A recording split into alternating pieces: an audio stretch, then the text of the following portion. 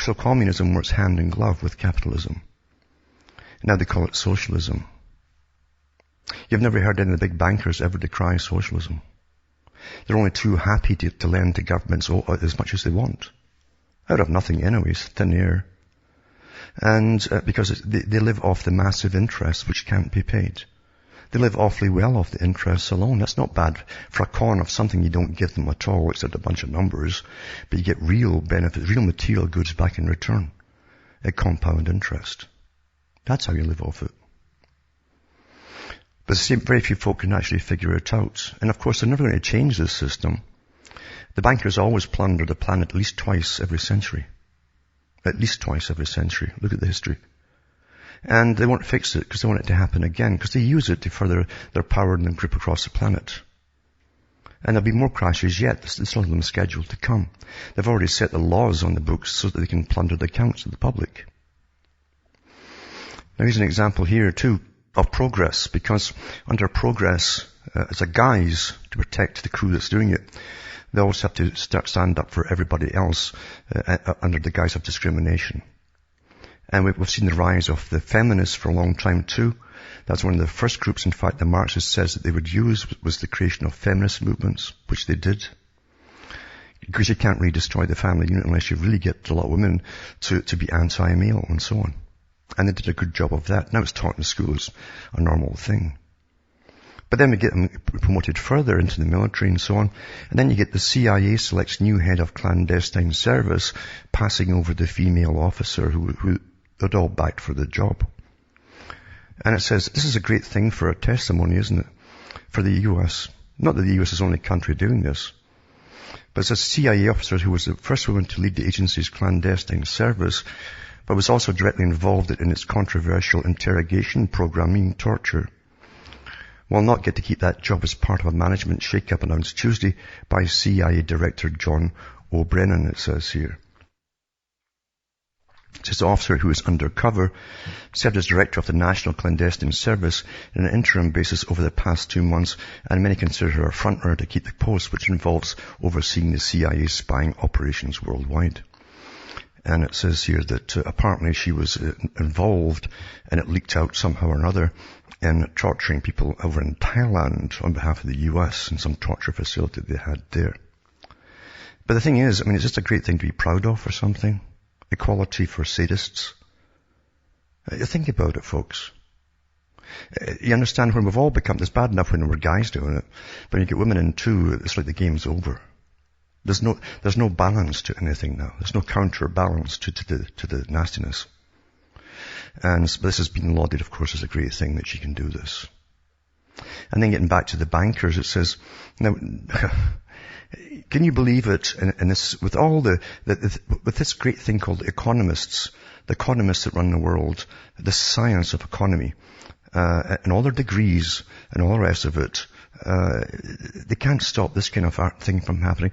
Dollar slides on George Soros' speculation ahead of the reserve meeting.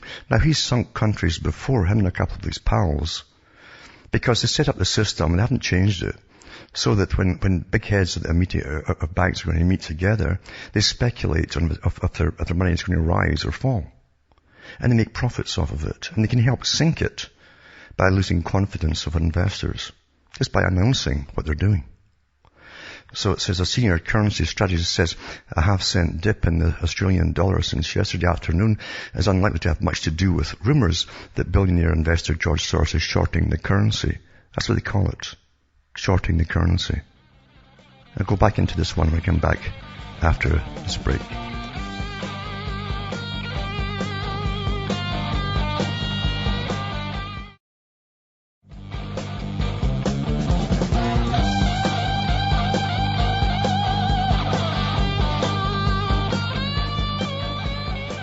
Hi folks, we're back cutting through the matrix. I'm talking about this article about George Soros. And it says rumours swirled around markets yesterday evening that billionaire US investor George Soros may have taken a $1 billion short position against the currency, betting against the currency. of Australia. Mr. Soros famously profited from successfully shorting the British pound early in the 1990s, despite attempts by the Bank of England to prop the currency up, to borrow billions to bail themselves out, because Soros and two of his buddies had shorted basically the pound by design and purpose to reap in a massive profit. Now, what kind of system would they set up in the first place to allow these guys to do this? Well, who set it up in the first place? If you went to Rothschild and all the rest of it, these guys who run it all. And it's set up to be raped and plundered and manipulated. So billions of people across the world literally are in the hands of a few who play with them. And they call this a science we're all supposed to believe in, economy and economics. And yet all the best economists at the top can't see it all coming, and they don't stop and plug all the loopholes. Why do you think so? It's not meant to be plugged. It's not your system, folks. It's not your system. It's for the likes of Soros and so on. That's what it was set up for. That's why they don't stop and plug up the loopholes, allow them to do what they do. And why is your currency up there getting tossed around the planet anyway to speculators to deal with? What's the point in working for a living and saving up and all the rest of it when these characters can smash you in a single blow as they profit and laugh? And Soros even boasted about how he did it in half a page in the British newspapers the last time. Boasted about it. Quite legal. It's quite legal. Yeah. And we're supposed to think we're living in a sane society. It is sane, but it depends how you look upon it and whose side you look upon it from.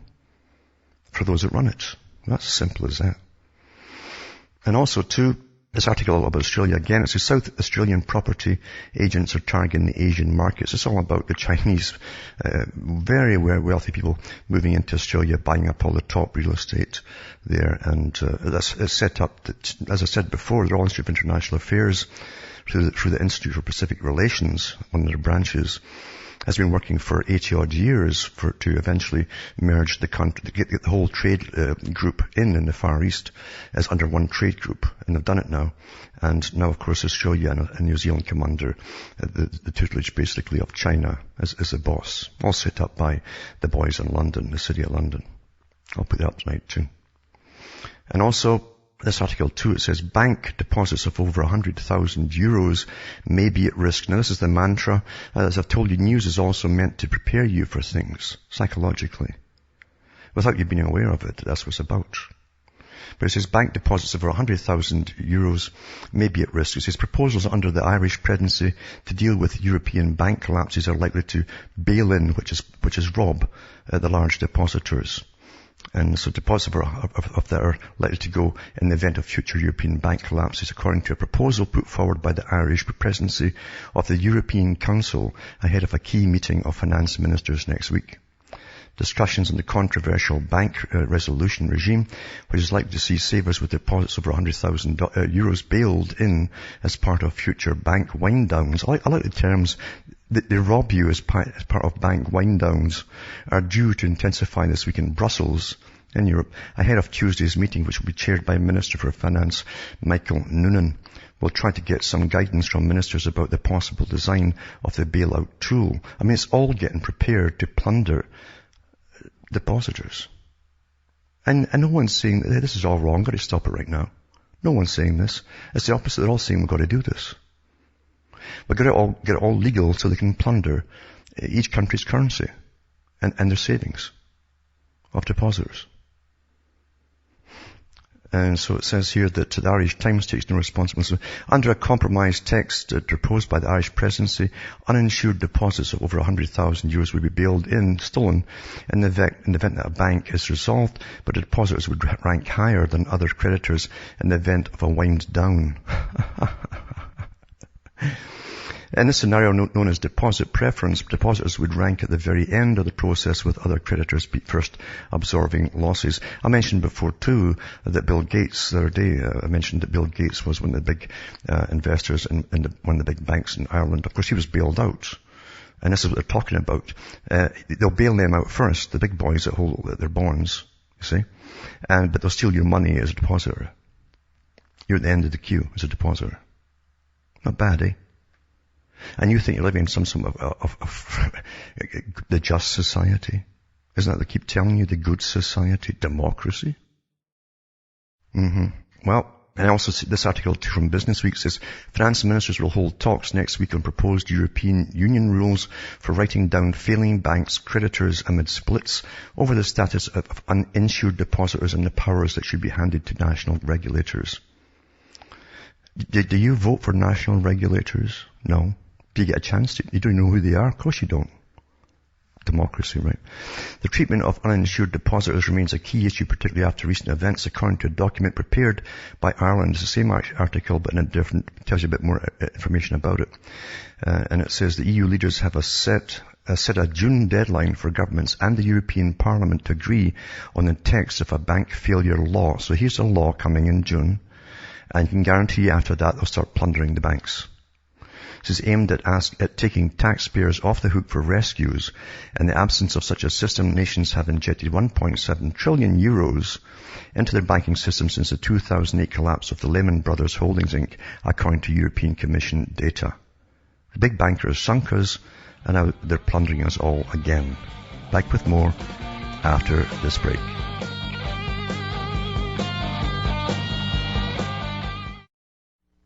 You're listening to the Republic Broadcasting Network, because you can handle the truth.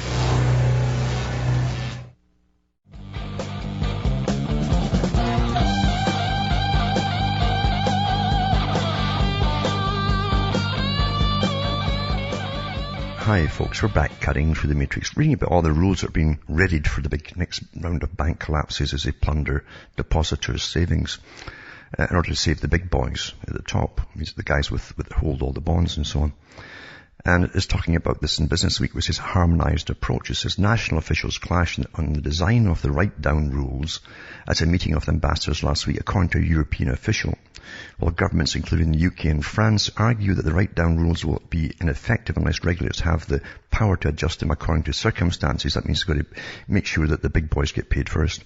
Some other nations are concerned that this discretion could fuel uncertainty and lead to a patchwork of approaches across the 27-nation bloc. Now, this is the readiness. Remember, we're talking about the readiness to plunder the banks again, which is your savings. And it says many member states consider that the major drawbacks to the harmonized approach, it's a harmonized theft. That's pretty good, isn't it?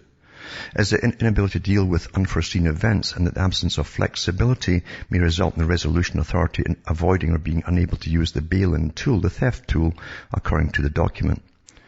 And it says Ireland is also seeking guidance from governments on what rules should govern the use of national bank financed funds, which will be set up under the law to help cover costs at failing lenders. It says while provisional versions of the legislation would allow only these so-called resolution funds to be tapped after creditors have been written down, there are a small number of member states who would like a greater flexibility in the use of resolution fund to allow it to be used for direct solvency support. So, it's all being readied, and I can't tell you gleefully enough, article after article, that the top central bankers, private central bankers, all under the Bank for International Settlements in Europe, are getting this law passed in June to allow them to plunder every bank across the whole of Europe. And make it the new normal. The new normal, folks. And here's a good article on it too. It says the Cyprus bank bail-in is another Crony Bankster scam, it says. A new strategy has been unveiled around the world with the first test run in Cyprus. Despite early denials, the bail-in strategy, which is the theft of your deposits for insolvent banks, has already become official policy throughout Europe and internationally as well. At first glance, the bail-in resembles a normal capitalist process of liabilities restructuring that should occur when a bank becomes insolvent. Equity investors and most junior creditors lose everything. Less junior creditors get a debt equity conversion, and senior creditors get 100%. The bank can remain in operation and does not have to liquidate any assets. No public money is required. He says, I've been an advocate of restructuring insolvent banks according to these basic capitalistic principles, which requires no public funds. The difference with the bail-ins, the theft, is that the order of creditors' seniority is changed. In the end, it amounts to the cronies, other banks and governments, and non-cronies. The cronies get 100% or more bailed out. The non-cronies, including non-interest-bearing depositors who should be super senior, get a kick in the guts instead, it says here. It says all insured deposits in individuals and legal entities up to €100,000 have, as of March 26, been transferred from the Lackey Bank to the Bank of Cyprus. In addition, the entire amount of deposits belonging to financial institutions, the government, municipalities, municipal councils and other public entities, insurance companies, charity schools, educational institutions and deposits belonging to JICC Payment Systems Limited have been transferred to the Bank of Cyprus. That's how it looked in Cyprus. Is all other deposits exceeding €100,000 remain in the bad Lackey Bank. Did you get that? Financial institutions such as the general banks and central banks, including the Bundesbank, get full repayment along with government entities, while everyone else gets to eat sand. If you're robbing a bank, would you take only a little of the money in the vault? No, you would take all of it. The bankers see it the same way when they rob you. Once they have performed the initial crime of sticking the losses with the non-crony creditors, who are generally senior, while the cronies, who are generally junior, get out scot-free, you might as well keep going. It says this can take a number of forms. It says one is the possibility that the assets of the bank will be sold at fire sale prices to other cronies. A bad loan might not be worth the full 100 cents in the dollar, but it might have a reasonable economic value of 50 cents. That's when Soros would buy up. Sell the loan to a crony for 5 cents, and the crony effectively gets 45 cents of instant profit, a nice 10 times the gain. It says the losses are taken by the non-crony creditors. This is one reason why I generally do not recommend liquidation, but rather continuation as a going concern for insolvent banks. Another strategy is loan write-downs. Crony borrowers effectively get loan forgiveness, and you no longer owe anything money. Instead, the crony borrowers might get the loans due to advance information just before the bank's restructuring. The loan forgiveness ends up as losses for non-crony creditors. This has already happened in Cyprus, with investigations have already begun regarding loan write-offs for local lawmakers. And it goes on and on and on. It's quite a good article, actually. I'll put up tonight. It gives a more detailed breakdown of how this chronology works. And I mentioned this for a long time, that governments are just tools for private institutions, starting with the banks at the top, on top of the international lenders. They set up their Royal Institute for International Affairs, the private club they belong to that runs the world. And it says, new rule signals kiss of death for pensions. They had to go after the pensions because, you see, these big bankers have used the pensions of people that they paid in 40, 50 years of their lives and invested them and reinvested them thousands of times over, raked off incredible money off them in interest. And then the guy at the end of the road gets a little pittance of a pension at the end. But it's too much for them, according to the big boys now.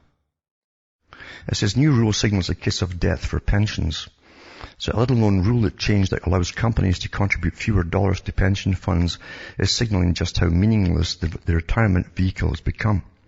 This proves that pensions are pretty much dead, said Greg McBride, chief economist at Bankrate.com. The change is just another charade to mass underfunding of pensions and increases the odds of having less money for retirement. It's not necessarily the immediate end of pensions, but it's not good for them, and it's certainly a bad sign, he said. The pension change was all part of a transportation bill called Moving Ahead for Progress. There you go. See, progress again. The buzz terms in the 21st century, or MAP 21. Passed by Congress last June, the change became mandatory this year. In essence, MAP 21 lets employers put less money in their pension plans by allowing them to value their liabilities, what they have to pay out to pensioners as a liability, using a 25-year average of interest rates instead of current rates. When interest rates are low, like now, pension plan liabilities are estimated to be higher, and companies have to put in more money. When rates are higher, the liabilities are figured to be smaller, and employers' contributions are less. The 25-year average is expected to be at least 2 to 3 percentage points higher than rates today. The reduced amount that companies will be putting in has to be figured out by each firm based on the higher rates, but Madison Pension Services, a consulting firm, has reported that some minimum pensions contributions in 2012 were reduced by 33%. And it goes on and on and on with more data here, lots of links to it too. A very good article that folks should read in the US, but it's happening elsewhere too. Also, this article ties right in with pensions and so on. And again, it's a blatant attack on the elderly itself. Understand, if you're elderly now, you should really be scared, because they're after not just your pension, they don't want you to live anymore. I'm not kidding about that. The eugenicists don't want you to live anymore.